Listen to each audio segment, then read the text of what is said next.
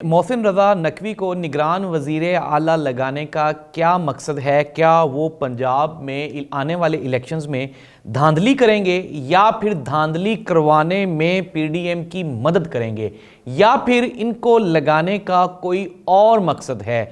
दूसरी जानिब पाकिस्तान तहरीक इंसाफ के चेयरमैन इमरान खान ने आहिस्ता आहिस्ता अपनी सियासी मैच्योरिटी का इजहार करते हुए अपने वो कार्ड्स जो उन्होंने हिडन रखे हुए थे, छुपाए हुए थे, वो आहिस्ता आहिस्ता शो करना शुरू कर दिए हैं, जिसकी वजह से पीडीएम का हर हरबा नाकाम दिखाई देता है। पाकिस्तान तहरीक इंसाफ आने वाले दिनों में क्या क्या करने वाली है, ये सब कुछ हम आपको बताएंगे आज के प्रोग्राम में। तो सबसे पहले I have requested to you कि आप हमारा चैनल सब्सक्राइब कर लें। तो प्रोग्राम का बाकायदा आगाज़ करते हैं।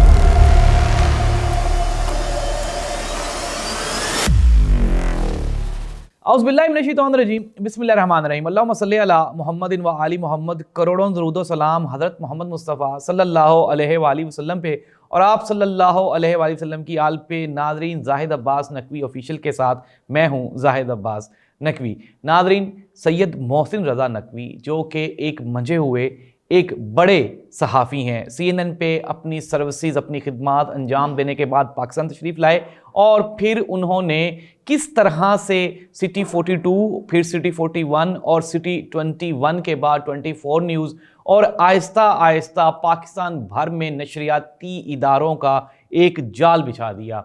कोई भी आम पाकिस्तानी इतनी आसानी से इतना बड़ा मीडिया नेटवर्क खड़ा नहीं कर सकता।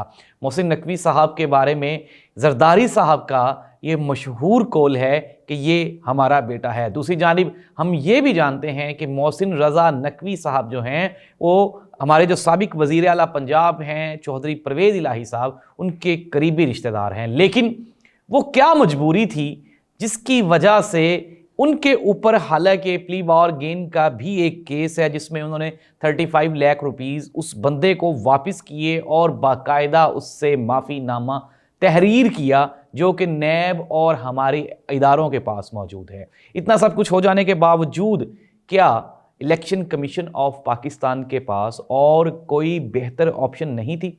कोई ऐसा बंदा जिसको पाकिस्तान के सबसे बड़े सूबा यानी कि पंजाब के लिए वज़ीर आला नॉमिनेट किया जाता, क्योंकि ये एक आगाज़ होता एक अच्छे और पॉजिटिव अमल का जो आने वाले इलेक्शंस को गैर मुतनाज़ा रखता। लेकिन जिस तरह से इमरान खान और Pakistan Tehreek Insaf election commission of Pakistan पर अपने तहफ़्फ़ुज़ात का इजहार करती रही है, तो इलेक्शन कमीशन ऑफ पाकिस्तान ने भी इस पर मोहर ज़ब्त कर दी और इन्होंने साबित कर दिया कि इमरान खान इलेक्शन कमीशन के बारे में जितने एतराज़ात उठा रहे हैं, जो उनके ख़दशात हैं, वो तमाम के तमाम दुरुस्त हैं।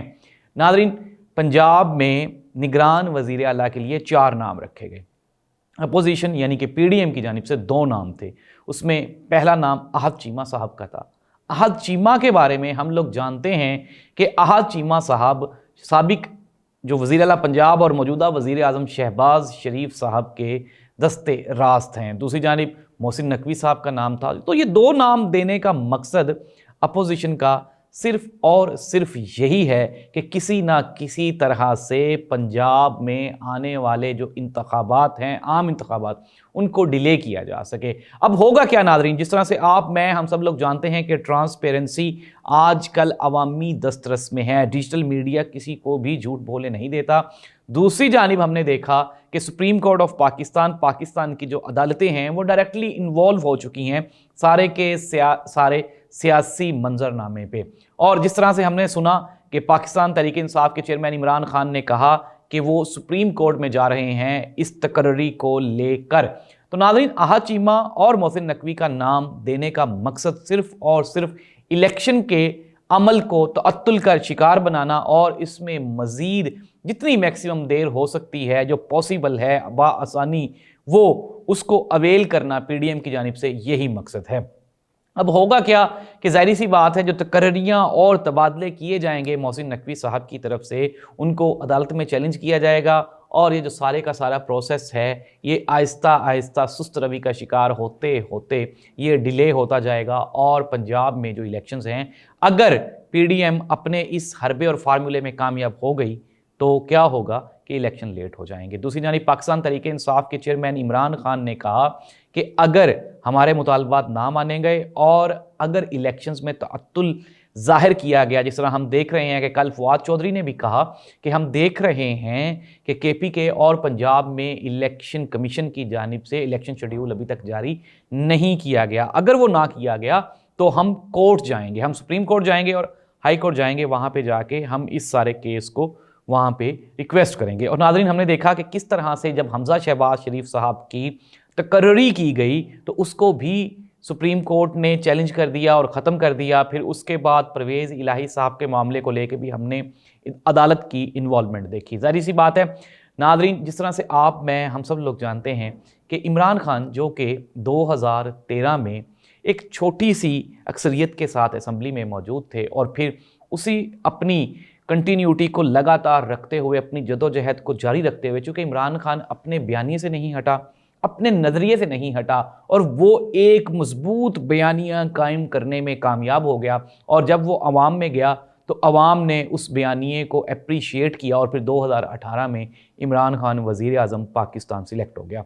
अब एक वो शख्स जो कि 3.5 साल तक इस मुल्क का वज़ीर आज़म रहा है, वो इस मुल्क की तमाम सियासी पेचीदगियों से बाखूबी आगाह है और इमरान खान जानता है कि पीडीएम को किस तरह से कंट्रोल करना है। और यही वजह है कि हम देख रहे हैं कि मोहसिन नकवी का नाम जब से आया है उस वक्त से लेकर आज तक पाकिस्तान तहरीक इंसाफ की पॉलिसी वाज़ेह है और वो अपनी पॉलिसी पे कायम है। और इसी पॉलिसी को तूल देते हुए आज पाकिस्तान तहरीक इंसाफ पाकिस्तान के बड़े शहरों में इलेक्शन कमीशन के दफातर के बाहर एहतजाज करेगी और दूसरी जानिब उन्होंने कोर्ट जाने का भी ऐलान कर दिया है।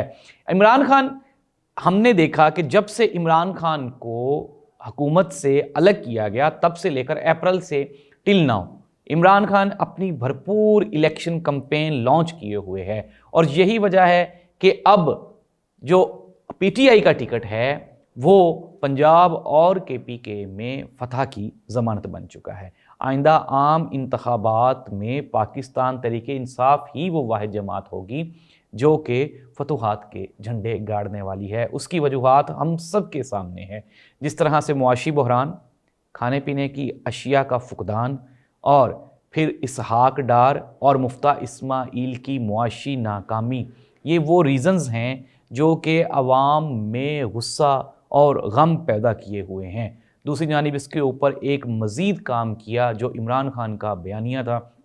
किस तरह से इमरान खान ने आम आदमी को बताया कि साइफ़र क्या है, किस तरह उन्होंने बताया कि रजीम चेंज क्या होती है।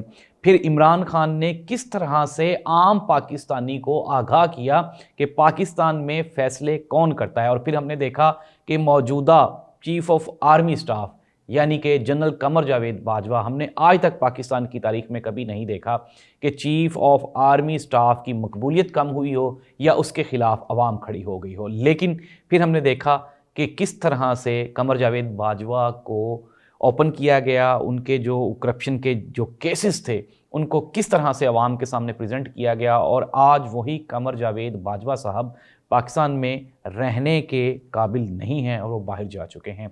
ये इमरान खान ही की पॉलिसी थी कि उसने अवामी आगाही और अवाम में जाना प्रेफर किया बनिस्बत इसके कि वो इस लंगड़े लूले जमहूरी निज़ाम का हिस्सा बने और इनके साथ टेबल पे बैठ के बातचीत करे।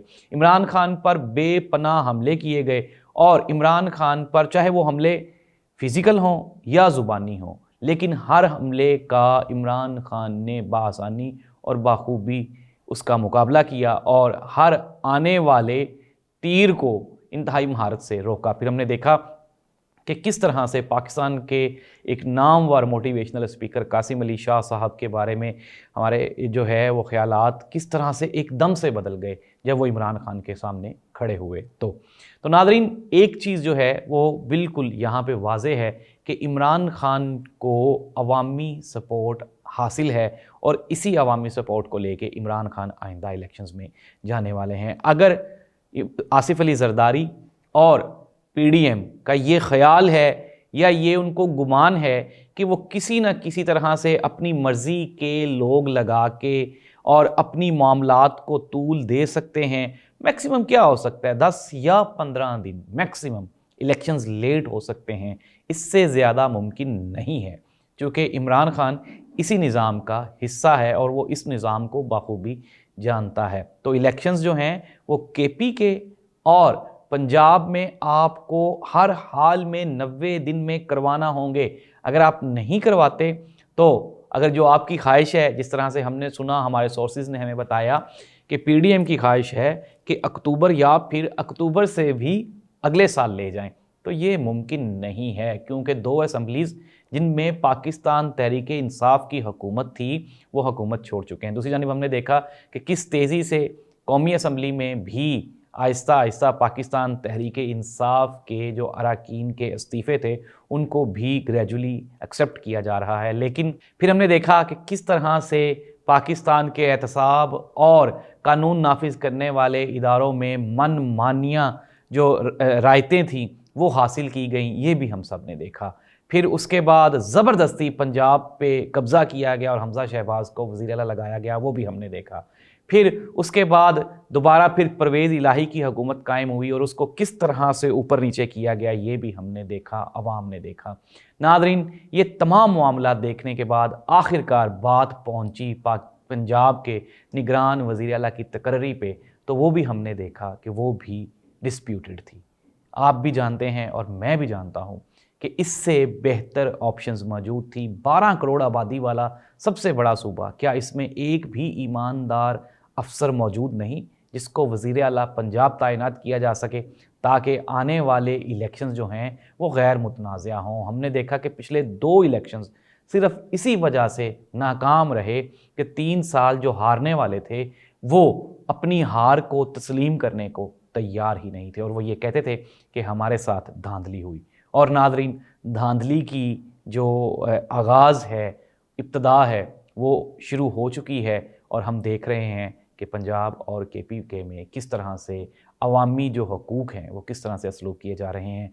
तो अपना और अपने से मुंसलिक लोगों का बेपनाह ख्याल रखें, क्योंकि इस मुल्क में गैर यकीनी की जो सूरत हाल है, हमारे हुक्मरान उसको मज़ीद तूल दे रहे हैं, ख़त्म करने की कोशिश नहीं करते और ये कोई भी ऐसी कोशिश नहीं कर रहे जिससे मुल्क में सर्टेनिटी और बेहतरी आ सके। अपने मेज़बान जाहिद अब्बास नकवी को इजाज़त दीजिए और हमारा चैनल ज़रूर सब्सक्राइब करें, ताकि आपको पूरे का पूरा जो सच है वो आपको दिखाई दे और सुनाई दे और आप इस काबिल हो सकें कि आप आने वाले दौर में एक बेहतर फ़ैसला कर सकें। अल्लाह आपका मेरा हामी और नासिर हो। अल्लाह हाफ़िज़।